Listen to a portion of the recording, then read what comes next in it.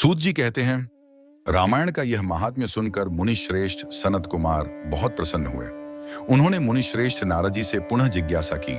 सनत कुमार बोले, मुनि श्रेष्ठ, आपने रामायण का महात्म्य कहा, अब मैं उसकी विधि, श्रवण की, पूजा की, नवाह श्रवण आदि की सुनना चाहता हूँ। हे महाभाग मुनि, आप तत्व ज्ञान में निपुण हैं, कृपया अत्यंत कृपालु होकर इस विषय को यथार्थ रूप से हमें बताइए।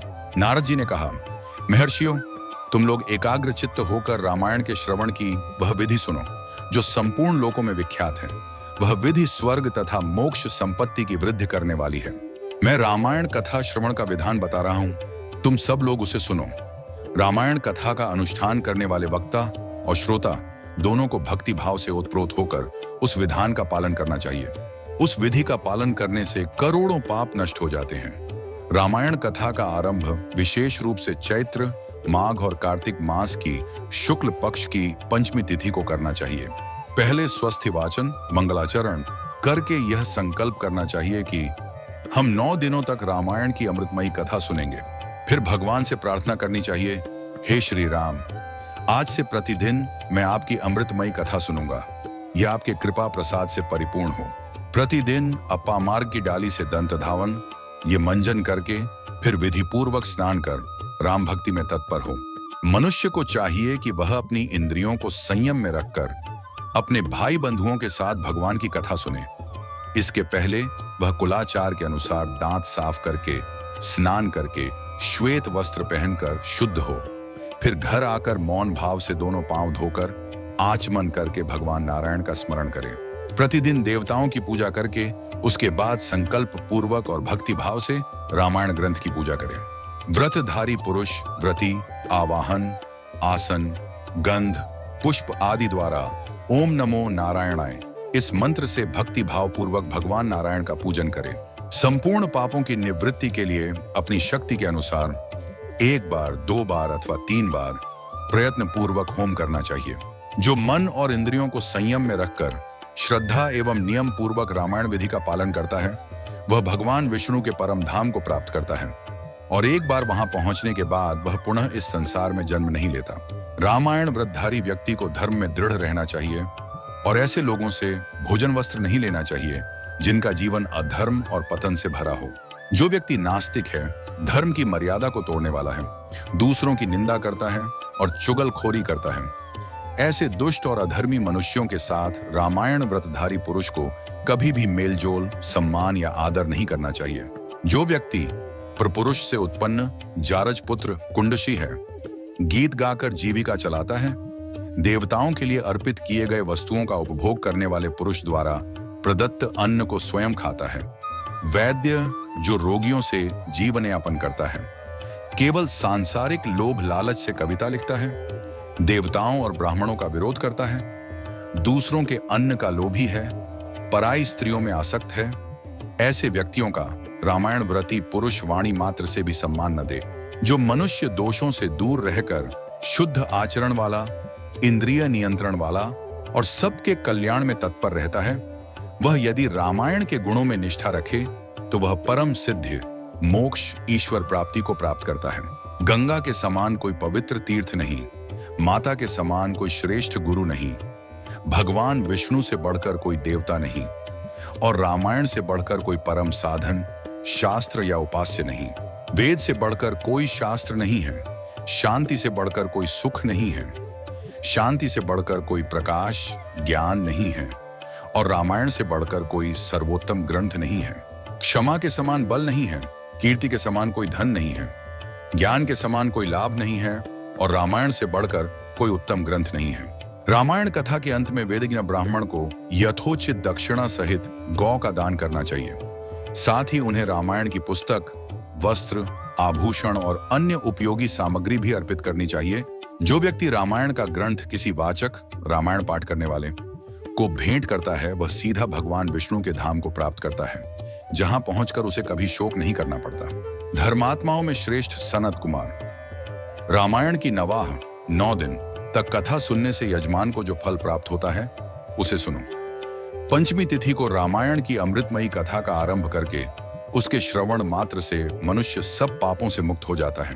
यदि कोई व्यक्ति रामायण कथा श्रवण को 2 बार करता है तो उसे पुंडरीक यज्ञ का फल मिलता है। जो व्रतधारी संयमी पुरुष कथा का श्रवण करता है वह अश्वमेध यज्ञ से भी 2 गुना अधिक फल प्राप्त करता है। और जो इस कथा को 4 बार सुन लेता है, हे मुनियों में श्रेष्ठ, वह 8 अग्निष्टोम से भी बढ़कर परम पुण्य प्राप्त करता है। जो महात्मा 5 बार इस रामायण श्रवण व्रत को करता है वह अग्निष्टोम यज्ञ से मिलने वाले पुण्य का भी 2 गुना पुण्य प्राप्त करता है। जो व्यक्ति एकाग्र चित्त होकर इस प्रकार 6 बार रामायण कथा व्रत का अनुष्ठान करता है वह अग्निष्टोम यज्ञ के 8 गुना फल का भागी होता है। हे मुनिवरों, स्त्री हो या पुरुष, जो रामायण कथा का व्रत 8 बार करता है वह नरमेध यज्ञ के 5 गुना फल का अधिकारी होता है। यदि कोई पुरुष अथवा स्त्री इस व्रत को 9 बार करता है तो वह 3 गोमेध यज्ञों के समान पुण्य फल प्राप्त करता है। जो पुरुष शांत चित्त और जितेंद्रिय होकर रामायण यज्ञ का अनुष्ठान करता है वह उस परम आनंदमय धाम को प्राप्त होता है जहां जाकर उसे कभी भी शोक नहीं करना पड़ता। जो व्यक्ति प्रतिदिन रामायण का पाठ करता है अथवा श्रद्धा पूर्वक उसका श्रवण करता है, गंगा स्नान करता है और धर्म मार्ग का उपदेश देता है, वे लोग संसार सागर से निश्चित रूप से मुक्त हो जाते हैं। इसमें कोई संदेह नहीं है। हे महात्माओं, यति, सन्यासी, ब्रह्मचारी, पराक्रमी तथा सज्जन पुरुष, इन सबको स्नान आदि से शुद्ध होकर अवश्य ही रामायण की कथा सुननी चाहिए।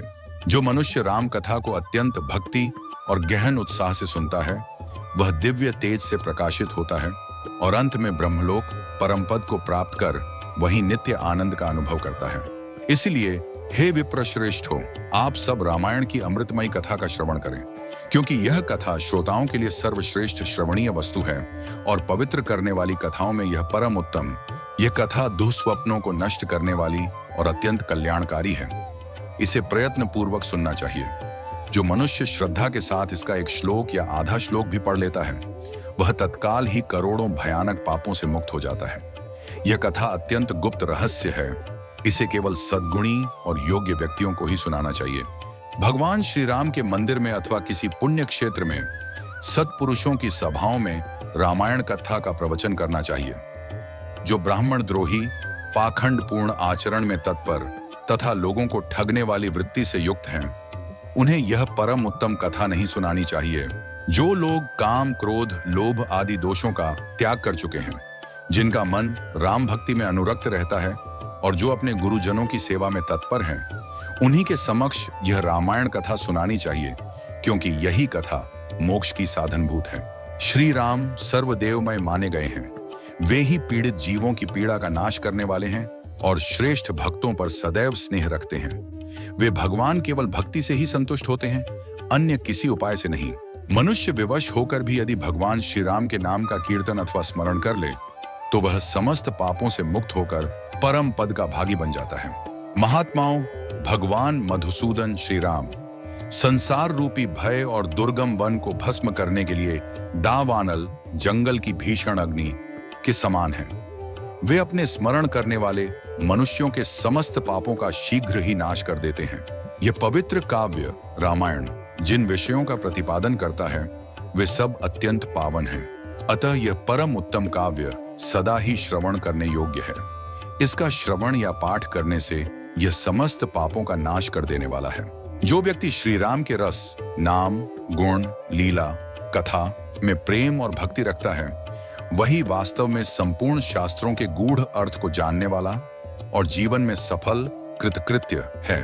ब्राह्मणों, उसकी उपार्जित तपस्या तभी पवित्र, सत्य और सफल है, क्योंकि राम रस में प्रीति हुए बिना रामायण के अर्थ श्रवण में प्रेम नहीं होता। रामायण की इस अमृतमयी कथा का 9 दिनों तक श्रवण करना चाहिए।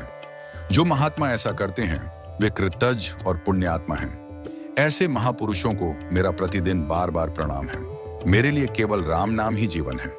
कलयुग में अन्य किसी उपाय से जीवों की सद्गति नहीं होती, नहीं होती, नहीं होती। सूत जी कहते हैं, महात्मा नारद जी द्वारा इस प्रकार ज्ञानोपदेश पाकर सनत कुमार जी को तत्काल ही परम शांति और आनंद की प्राप्ति हो गई। अतः हे श्रेष्ठ ब्राह्मणों, तुम सब लोग रामायण की अमृतमयी कथा को सुनो। रामायण का 9 दिनों तक श्रवण अवश्य करना चाहिए। ऐसा करने वाला मनुष्य सभी पापों से मुक्त हो जाता है। हे श्रेष्ठ ब्राह्मणों, जो व्यक्ति इस महान रामायण महाकाव्य को सुनने के बाद उसके वाचक अर्थात पाठ करने वाले की पूजा करता है, उस पर भगवान विष्णु लक्ष्मी जी सहित प्रसन्न हो जाते हैं। हे विप्रश्रेष्ठों, जब रामायण का वाचक प्रसन्न होता है तब ब्रह्मा, विष्णु और महेश्वर भी प्रसन्न हो जाते हैं। इस विषय में किसी प्रकार का और कोई विचार नहीं करना चाहिए। जो व्यक्ति रामायण की कथा सुनाने वाले वाचक को अपनी सामर्थ्य और वैभव के अनुसार गाय, वस्त्र, सोना तथा रामायण की पुस्तक आदि वस्तुएं प्रदान करता है, वह परम पुण्य का भागी होता है। जो व्यक्ति एकाग्रचित होकर रामायण का श्रवण करता है, उस दाता को ग्रह, भूत, प्रेत, वेताल आदि कभी बाधा नहीं पहुंचाते, बल्कि उसके जीवन में केवल कल्याणकारी और मंगलकारी फल ही बढ़ते रहते हैं। उस व्यक्ति को न तो अग्नि से कोई बाधा प्राप्त होती है और न ही चोर आदि का भय होता है। वह इस जन्म में उपार्जित किए हुए समस्त पापों से तत्काल मुक्त हो जाता है और जब इस शरीर का अंत होता है तो वह अपनी 7 पीढ़ियों के साथ मोक्ष फल का भागी होता है। पूर्व काल में सनत कुमार मुनि ने भक्ति भाव से प्रश्न किया था।